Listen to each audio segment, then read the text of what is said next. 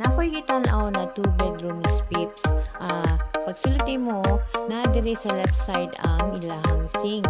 Kumala siya. Actually, 2 bedrooms na siya. Semi concrete. Kaya ang mga kwarto, yung mga bumbong is, mga walls is kahoy. So, actually, dako-dako po lang rooms, no?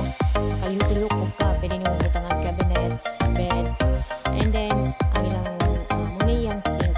And muna yung space sa sala.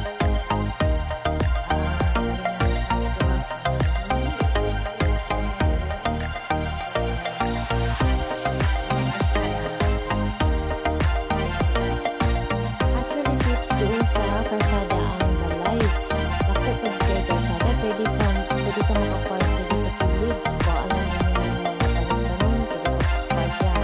Silugin mo, di na siya semento, pero medyo masilip siguro ang tubigaan ni kaya adjust na ano.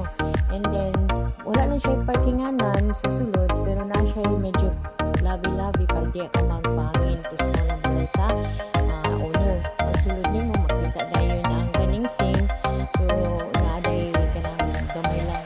Medyo gamay ang hangin sa lain. So, okay na ni kung doon downtown. Kung nakaka-property na doon downtown, kung nagpa-rente ka o balay. Kung kaning lugar ni, dapat budget space ko na ako silipid. So, pwede mo i-wash mo dili buot ang balay no. Affordable lang po niya ang rent ani. Nasa 20 square meter na niya siya. Fight na niya para makakuan kag business na rent house for rent sa downtown, di ba? Advice sa mga renters, kailangan dili flooded area ang imuhang rentahan. Tapos, dili commercial ang tubig o water para dili mo maglisod sa pagbayad. Update lang ko yun yung tips ko. Okay.